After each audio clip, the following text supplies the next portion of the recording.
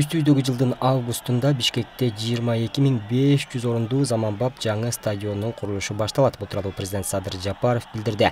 Белгилей кетсек, президент кечээ 14-июнда Дөлөн Өмүрзаков атындагы Борбордук стадиондо Кыргызстан менен Тажикстандын курамаларынын ортосунда болгон беттешке барды.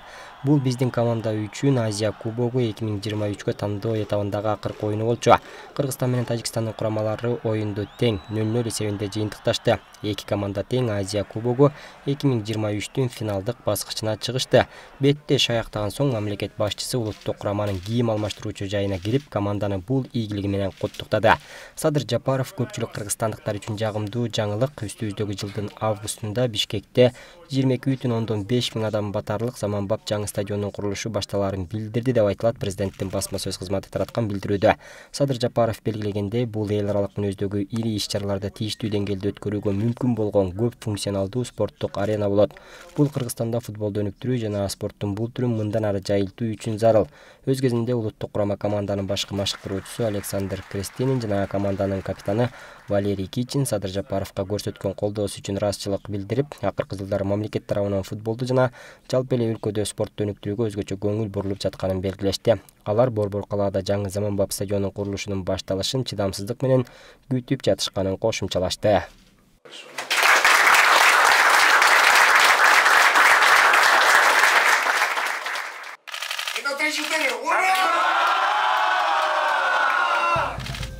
Министрлер кабинетинин төрагасы Акылбек Жапаров Чүй облусунун Сокулук районунун Ваян Антоновка айылынын тургундары менен жолугушту. Бул тууралуу Министрлер кабинетинин басма сөз кызматынан кабарлашты. Жолугушууда жергиликтүү тургундар жер тилкелери боюнча бир катар орчундуу көйгөйлөрдү чечүүдө. Анын ичинде белгилүү бир контурга турак жайларды курууга жана социалдык объектилерди баштоого уруксат алууда көмөк көрсөтүүнү өтүнүштү. Акылбек Жапаров белгилегендей, жер амнистиясынын алкагында өлкөнүн жетекчилиги тарабынан калктын жер тилкесине тийиштүү көйгөйлөрүн чечүү максатында ченемдик актылар тийиштүү түргө келтирилип, жөнөкөйлөштүрүлгөн тартип киргизилген. Министрлер кабинетинин башчысы чогулган жарандарды келечекте талаш тартышты болтурбоо үчүн жер тилкесине укук берилүүчү документтерди тиешелүү мамлекеттик түзүмдөргө мыйзамдуу түрдө тариздеп, менчик укугун орнотуп, тилкелердин чек арасын тактап, андан кийин гана турак жайларды курууга киришүүгө чакырды. Акылбек Жапаров белгилегендей, келечекте калкка турак жайларды курууга жеңилдетилген насыяларды бөлүү пландалууда. Жолугушууга катышкан мамлекеттик органдардын өкүлдөрү Ваян Антоновка айылынын тургундарын кызыктырган бардык маселелер боюнча зарыл түшүндүрмөлөрдү беришти. Юстиция министрлигине караштуу жазаларды аткаруу кызматынын номер 47 мекемеси жоюлду. Бул тууралуу Министрлер кабинетинин басма сөз кызматынан билдиришти. Маалыматка ылайык тиешелүү чечим Министрлер кабинети тарабынан кабыл алынды. Номер 47 мекемени жоюу чечими коомдук коопсуздукту камсыздоо, Бишкек шаарынын инфраструктурасын жана соттолгондорду кармоо шарттарын жакшыртуу максатында кабыл алынган деп айтылат билдирүүдө. Белгилей кетсек, номер 47 мекеме Бишкек шаарынын түштүк батыш тарабында калк жыш жайгашкан аймакта жайгашкандыктан жанаша жайгашкан турак жайлардын жарандарынан кайсыздык жаратып, жаза өтөө жайларын куруудагы заманбап талаптарга жооп бербейт. Ошондой эле номер 47 мекемени жоюу жол-жобосун жүргүзүү үчүн тиешелүү комиссия түзүлдү. УКМКнын Аксай райондук бөлүмүнө жаңы имарат курулду деп билдирет ведомствонун басма сөз кызматы. Маалыматка ылайык, бүгүн Министрлер кабинетинин төрагасынын орун басары, УКМК төрагасы Камчыбек Ташиевдин катышуусунда Кербен шаарында УКМКнын Жалал Абад облустук башкы башкармалыгынын Аксай райондук бөлүмү үчүн курулган жаңы заманбап административдик имараттын ачылышы болду. Иш-чарага облустук башкы башкармалыктын өздүк курамы жана жетекчилиги, атайын кызматтын ардагерлери, ошондой эле жергиликтүү бийлик өкүлдөрү катышты. Кыргыз Республикасынын УКМКсынын Жалал Абад облустук башкы башкармалыгынын Аксай райондук бөлүмүнүн имараты атайын кызматтын аймактык бөлүмдөрүнүн материалдык техникалык базасын чыңдоо максатында курулуп, пайдаланууга берилди. Аксай райондук бөлүмүнүн жаңы курулган имараты кызматкерлердин иштөө шарттарынын талабына жооп бере турган керектүү заманбап жабдуулар менен камсыздалган. Баткен облусунда 15-17 июнь аралыгында журналисттер үчүн пресс-тур уюштурулду. Иш-чара президенттин администрациясынын маалыматтык саясат кызматы тарабынан уюштурулган. Президенттин администрациясынын маалыматтык саясат кызматынын жетекчисинин орун басары Айнура Темирбекованын айтымында, пресс-турдун алкагында журналисттер жана блогерлер социалдык жана инфраструктуралык объектилерди, өнөр жай ишканаларын кыдырып, облустун тургундары жана жергиликтүү өз алдынча башкаруу органдарынын жетекчилери менен жолугушат. Өткөн жылы Баткенге өзгөчө статус берилген. Облуста атайын салык, өзгөчө инвестициялык, мамлекеттик сатып алууда жана жергиликтүү калкка мамлекеттик жана муниципалдык кызмат көрсөтүүдө өзгөчө жеңилдетилген режим киргизилген дейт ал. Иш-чара президенттин Баткендеги өкүлү Абдикарим Алимбаевдин катышуусунда Исхак Разаковдун эстелигине гүл коюу менен башталды. Ошондой эле чакан концерт коюлуп, күрөш боюнча мелдеш өткөрүлдү. Бишкектин айрым жерлеринде газ 1 айга өчүрүлөт. Бул тууралуу Газпром Кыргызстан компаниясынын басма сөз кызматы билдирет. Маалымат кылайык, оңдоо иштерине байланыштуу 20-июндан 20-июлга чейин Бишкектин Осмонкул, Лев Толстой, Бейшеналиев, Малышев, Касымалы, Баялинов көчөлөрүндө жаратылыш газы өчүрүлөт. Ошондой эле Кулжа Бек ЖЧКсы, Байтур ЖЧКсы, БЖ от казандарында, Алькони ЖЧКсы, Автомаш радиатор ЖЧКсы өндүрүштүк ишканаларында газ берүү токтотулат. Белгилей кетсек, газ берүү Бишкек шаарынын борбордук бөлүгүндө жайгашкан газ өткөргүчтөрдүн өтө эскилиги жеткен жерлерин жана эскирген жабдууларды алмаштыруу боюнча оңдоо иштери менен байланыштуу токтотулат. Газпром Кыргызстан компаниясы түзүлгөн ыңгайсыздыктар үчүн кечирим сурайт жана абоненттерди аталган убакыт аралыгында энергиянын альтернативдүү багыттарын колдонууну сунуштайт. Мектеп ишкананын жетекчилери бардыгы чакырылгандар келишти. Сессияны баштоого көөрүм бар. Урматтуу депутаттар, кимде кандай сунуш бар? Ош шаардык кеңешинин депутаттарынын кезектеги сессиясы башталбай туруп жыйынга чогулгандар бир пикирге келе албай танапис жарыяланды. Айрым эл өкүлдөрү Ош шаарынын мэри жана социалдык тармакты тейлеген вице-мэр сессияга келбегендигине байланыштуу сессияны жылдырууну сунушташты. Ош шаарынын мэри катышпай жатат, биринчи вице-мэр жок, социалдык тармакты башкарган вице-мэр жок. Мен сунушум убактылуу мөөнөткө сессияны жылдырып башкармага жылдырса. Калал мэри келет, ошондо өткөрсөт. Сунушумду толго салып койсоңуз. Бүгүнкү 15 жыл мурун даярдалган анча жылдыр булар катышпайт. Алар ошто универсал болуп кетти го, баардык үчүн жооп берет.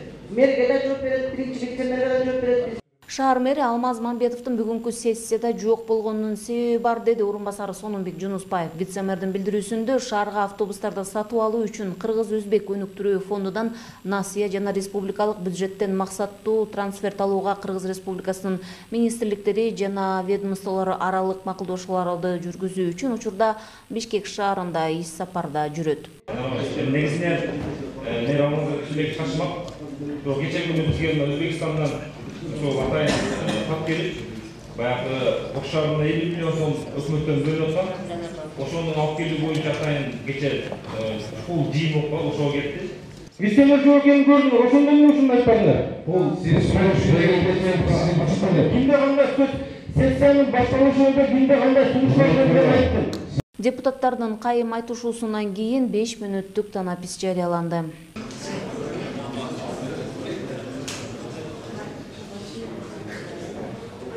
Көпчүлүктүн колдоосу менен сессия андан ары уланды. Ош шаарындагы көйгөйлүү маселелердин бири жаш өспүрүмдөрдүн арасында укук бузуулардын жана кылмыштуулуктун алдын алуу боюнча көрүлүп жаткан чаралар тууралуу талкуу жүрдү. Сексуалдык зомбулукка 18 жаш өспүрүм кабылып, бул кылмыштарды жасагандардын баары жоопкерчиликке тартылганы тууралуу так маалымат жок. Сот иштери жүрүүдө дегенден башка. Бул маселени сессияда көтөргөн депутат Болот Байытов кылмышкерлер мектептин айланасында да жүрүшү мүмкүн, андыктан жаш өспүрүмдөргө сексуалдык кызык көрсөтүүнүн алдын алуу чараларын иштеп чыгып, көңүл буруу зарылдыгын айтты. Именно жаш өспүрүмдөр менен иштөө инспекциясынын башчысы келип жооп берип атат. Бирок бул жерде дагы толук маалымат дагы болбой калган. Бүгүнкү күндө мен сурап бердим, канча өспүрүмгө бүгүнкү күндө кылмыш жаза жоопкерчилигине тартылган, канчасы бүгүнкү күндө кылмыш иши токтотулгандыгы боюнча дагы толук маалымат жок болуп атат. Мыйзамда так көрсөтүлгөн, эгерде жаш балдарга карата сексуалдык зордук зомбулук көрсөтө турган болсо, аларга 20 жылдан же өмүр боюга чейин кылмыш жаза жоопкерчилигине тартылыш керек. Бүгүнкү күндө бизде так маалымат болбой калды. Ош шаарында канча жаш балага зордук зомбулук көрсөтүлгөн, канчасы бүгүнкү күндө жоопкерчиликке тартылган, канча адамдын бүгүнкү күндө кылмыш жаза жоопкерчилигин өтөп жатат. Бул аябай актуалдуу маселе. Муну чечүүнүн алдын алыш керек. Алдын алыш үчүн атайын ошо мектептерде, жаш балдар жүргөн жерлерде атайын ишеним телефондорун киргизиш керек. Ошолордун негизинде инструкциялар түшүндүрүш керек. Эгерде маньяктар көрүп кала турган болсо, жаш балдарга аскандар көрүп кала турган болсо, кимге кайрылуу боюнча атайын мектептерде, балдар көп жүргөн жерлерде атайын тактайчаларды делеш керек, же телефонго кандайдыр бир программалар иштеп чыгыш керек. Ошондо мен ойлойм эффективдүү болот деп. Депутаттар жашы жете элек өспүрүмдөр менен иштөө инспекциясынын башчысына бул маселенин тегерегинде бир топ суроолорду беришти. Анын ичинде кылмыштуулуктун саны эмне үчүн азайбай жатат, балдардын бош убактысын кантип өткөрүү керектиги сыяктуу. Бирок өспүрүмдөр менен иштеген адис балдар үчүн шарттарды тиешелүүлөр түзүп беришсе жакшы болмок деген пикирин айтып, сунушун да билдирди. Мен ошол азыр ошол жаш балдардын келечеги үчүн, жаш балдар ошол кылмыштуулукту алдын алуу үчүн сунуштап кетет элем. Азырда өзүңүздөр көрдүңүздөр, депутаттарга сунуштадым. балдарга условия түзүп беришибиз керек биз шаарда. Ошол бай айтып кеткендей лагерлерди кайра восстановить этип беришибиз керек. Бесплатный спортивный комплекстерди, бассейндерди, ошонун баардыгын биз балдарга биринчи условия түзүп берсек, анан кийин мен ойлойм кылмыштуулук бизде жакшы эле азаят. Ал эми сессиянын жүрүшүндө депутаттар башка маселелерге да токтолушту. Шаардыктарды түшөлткөн турак жай менен камсыз болуу көйгөйү алдыңкы орунга чыгууда. Ипотекалык негизде батир алуу үчүн учурда кезекке тургандардын саны көбөйгөн. 1800дөн ашуун жарандын арызы каралган. Атайын жоо бекитилип, ага ылайык айрым арыз ээлери батир алуу мүмкүнчүлүгүнөн ажырашты. Башында аябай нааразычылыктар көп болуп аткан. Имиштер аябай көп. Мынакей үйлөр баягы мурдатан эле бөлүштүрүп коюпсуңар. Формалдуу эле жыйын өткөрүп атасыңар. Ээлерин билебиз дегенге чейин бар. Эми ээлер билген болсо тастыктасын, биз ошол ачыкка чыгарайлы деп. Бирок мына убакыт өткөн сайын менимче ошол комиссиянын кынтыксыз ишине эл ынанып эле баратат. Биз жоодон чыга албайбыз. Эң негизгиси кандай болгондо мына аракеттеги жоо биз үчүн негизги документ.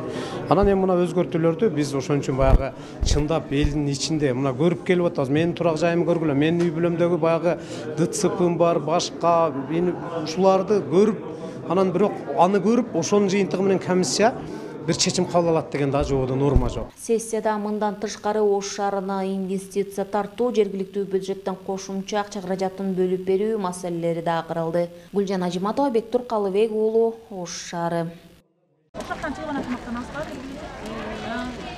Эл аралык достук автожол көзөмөл өткөрүү пункту түнү күнү иштейт. Апрелде чек арадан 323 миң, ал эми май айында болсо 465 миңден ашуун адам өткөн. Ал эми өткөрүү пунктунун суткасына 14 миңдей адамды кабыл алуу жөндөмдүүлүгү бар. Мында 22 паспорттук көзөмөл кабинасы кызматта.